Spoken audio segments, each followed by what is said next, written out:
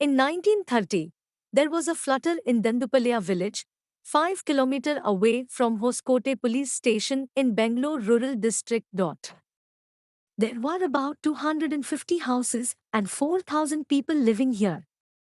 And all of them could only gape at the rich Venkat Swami, who had bought around 7 acres in the village and was setting up house among them. Patel Kempanna, a 90-year-old villager, said that Swami was then 25 years old, had 200 sheep, 2 pairs of bullocks, a cart, lots of gold, and money to throw around. A week later, the villagers of Dandupalya were gaping again. This time, for very different reasons.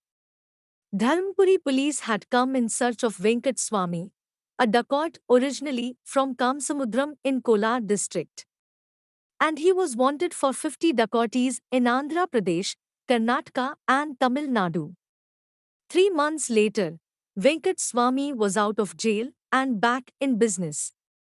He also expanded his operations, roping in Uncle Muniappa and one Hanuma Bovi, who had come from Kurlapalli village in Bangarpet.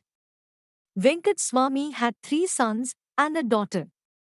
Son Nanchirappa followed in dad's footsteps, while daughter Venkati alias Venkamma's contribution was in giving birth to the notorious Dodda Hanuma.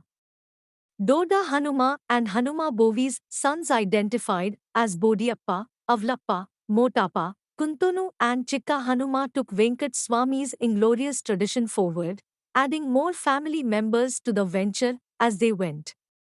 They came to be called the Dandupalya Gang. They looked like harmless village folk, but that's where the similarity ended.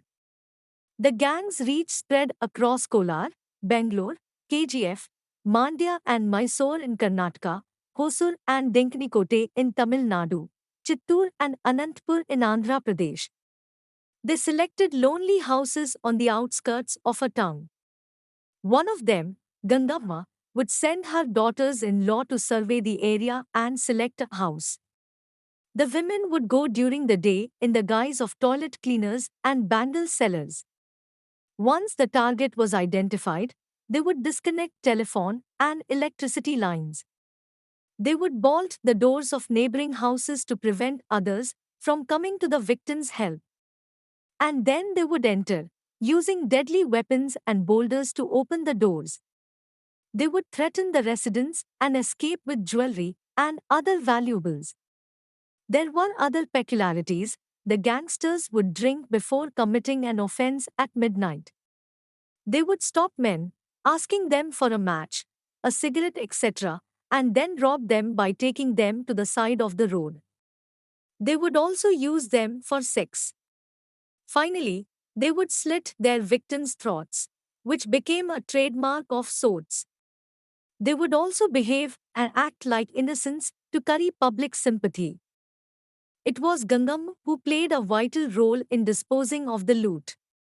She would wash the blood-stained ornaments, crush them with a hammer and dispose of the properties to receivers staying in Mysore, Maddur, Bangalore, Bangarpet, Kolar, Daya and Holenasipura in Hassan. The gang members murdered several senior citizens. The accused hacked to death 18 women including Raksha Shetty, an MCA student of Jyoti Nivas College, who was murdered at her house in Ramamurthinagar on February 2, 2000. The gangsters are dark, of medium build and height, have thick black hair and sport beards. They are normally active when they are between 25 to 35 years.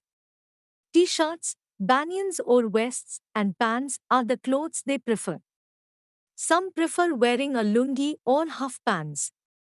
They speak Telugu, Kannada, Tamil and Hindi.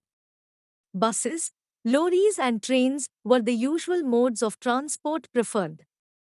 Every full moon night, they offered chickens as a mark of sacrifice for the weapons used to commit an offense. They also drank the blood of chickens and donkeys so that they stayed resolute while their victims bled.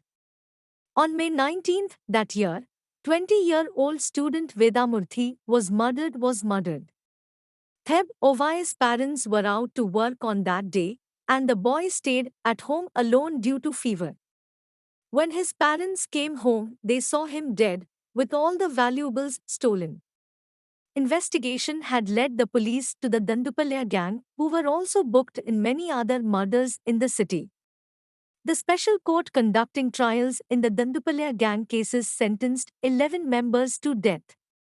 They are Krishan alias Dandupalya Krishna, Doddahanuma, Venkatrama, Muni Krishna, Koti Thimma, Venkatesh alias Chandra, Muni Krishna, Nalla Thimma, Tikka Muniappa, Krishnudu and Dandupalya Krishna's wife Lakshmi.